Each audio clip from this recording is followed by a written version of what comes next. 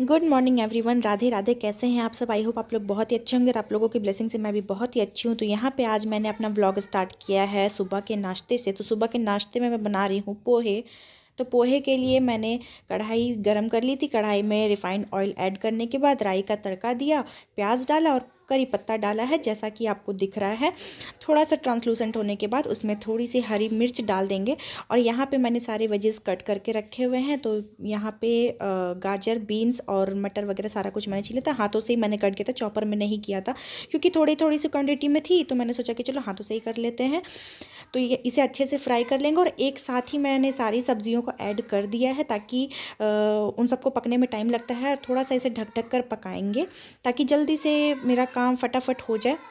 और उसके बाद इसमें ऐड करेंगे थोड़ा सा क्रश किया हुआ अदरक। अदरक से अच्छा फ्लेवर आता है।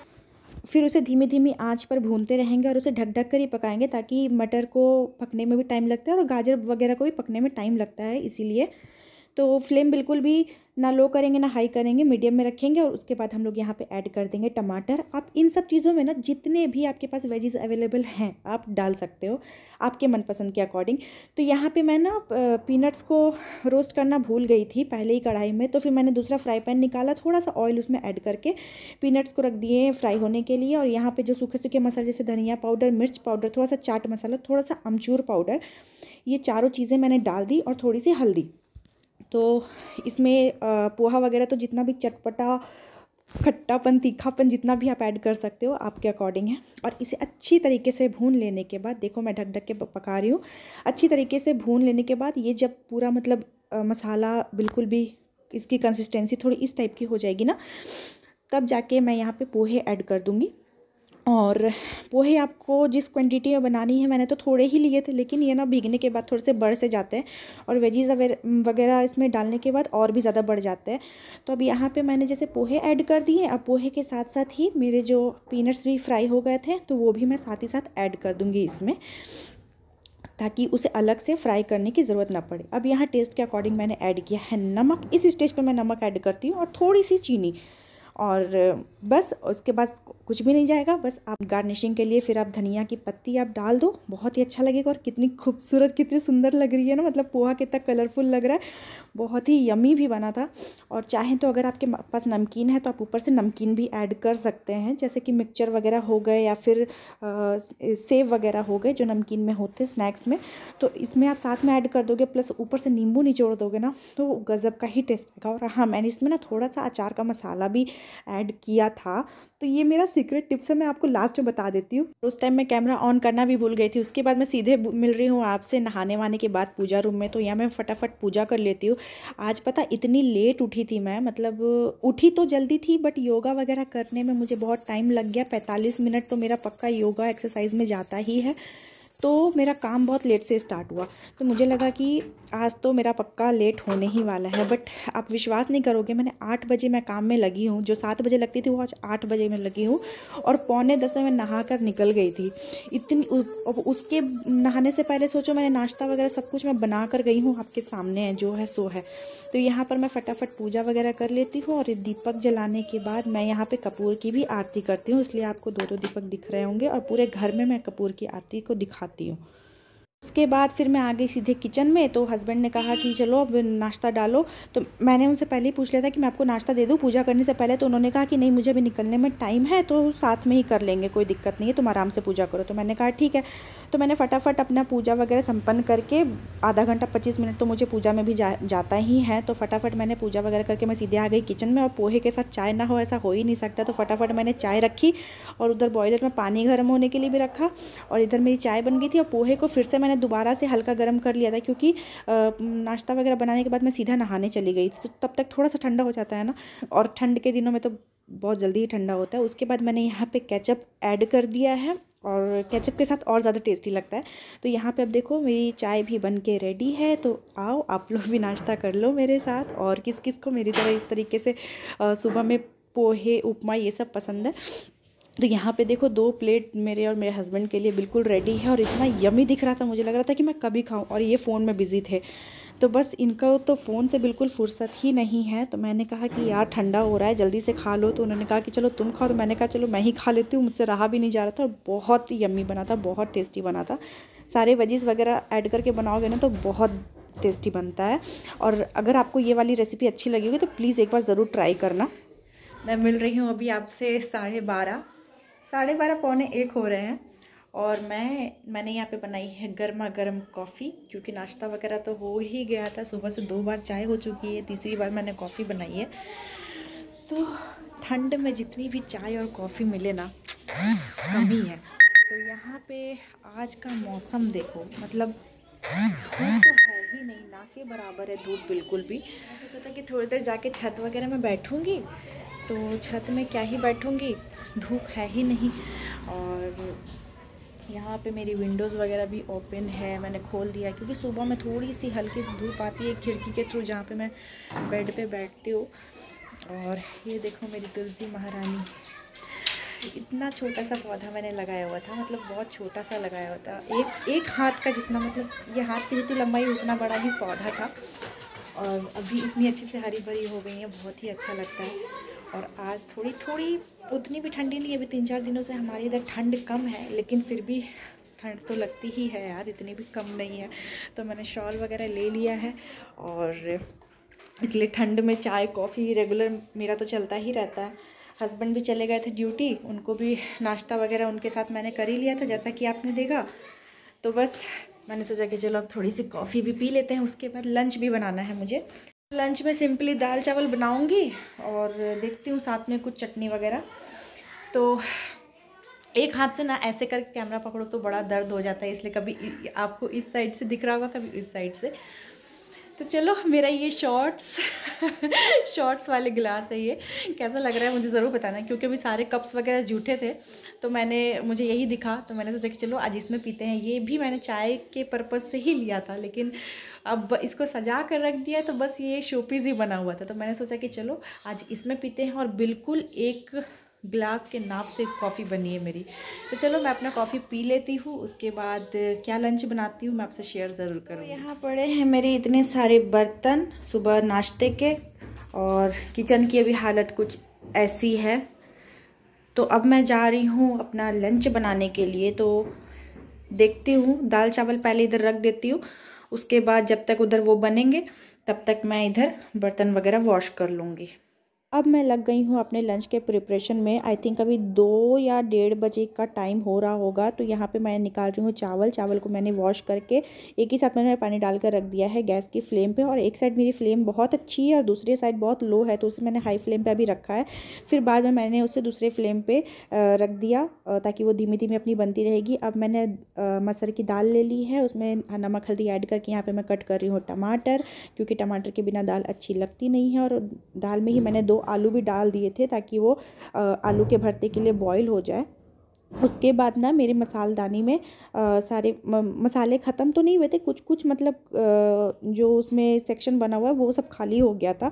तो जैसे कि अभी मुझे किचन किंग मेरा ख़त्म हो गया था और गरम मसाला का पाउडर वगैरह ख़त्म हो गया था, तो मैंने मसालदानी में ना चारों तरफ मार्कर से लिख दिया है कि किस सेक्शन में मैंने क्या रखा है, क्योंकि ऐसे फिर कोई देखे तो सारे मसाले मिक्स हो जाएंगे, समझ में ही नहीं आएगा किस में क्या है। तो इसलिए देखो मैं सभी तरफ से देख देख कर मैं रख रही हूँ कि गरम मसाला किस में लिखा हुआ है उसी में मैं रखूँगी। लिख देने से ना कोई भी यूज़ करे, अगर मेरी जगह कोई और भी किचन में अगर काम कर रहा है या फिर कभी मेरे हस्बैंड कभी कुछ भी आ रहे हैं बनाने के लिए, तो उनको भी ईजी पड़ेगी मसाले वगैरह निकालने में। और साथ ही साथ मेरे नमक भी ख़त्म हो गई थी, तो नमक का पैकेट निकाल कर मैंने डब्बे में ऐड किया। मखाना भी मेरा लास्ट बचा हुआ था अभी आधा पैकेट में, तो उसे भी मैंने हाथों हाथ डब्बे में रख दिया। मैंने बोला कि यार बहुत सारा पैकेट हो गया है डब्बे के अंदर, तो अभी मैं सारा इसे खाली करती हूँ। तो इतने सारे पैकेट्स निकले हैं, अब इन सबको उठाकर मैं सीधा डाल दूँगी डस्टबिन में।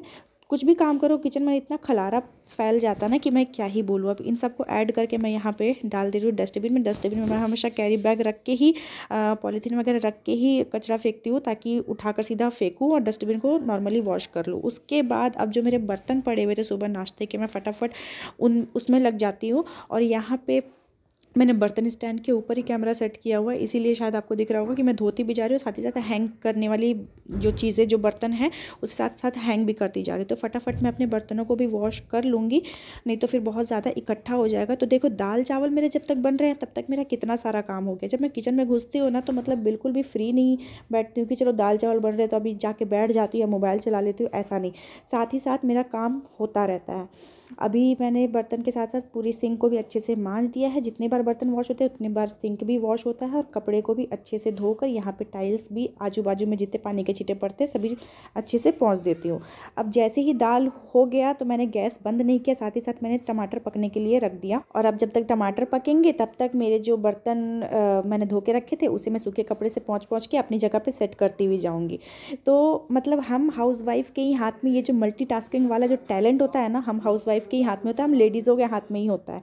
तो आपके हाथ में है कि आप उस टाइम को वेस्ट करो या फिर यूज़ में लगाओ। तो फटाफट यहाँ पे जितने भी बर्तन थे उसे मैंने यहाँ से हटा दिया ताकि स्लैब भी खाली हो जाए, और फटाफट मैंने एक बार कपड़ा भी मार दिया। उसके बाद मेरे यहाँ पे 2 बोतल भी पड़े हुए थे जो खाली हो चुके थे पीने के लिए, मैं हमेशा पानी भर के रखती हूँ।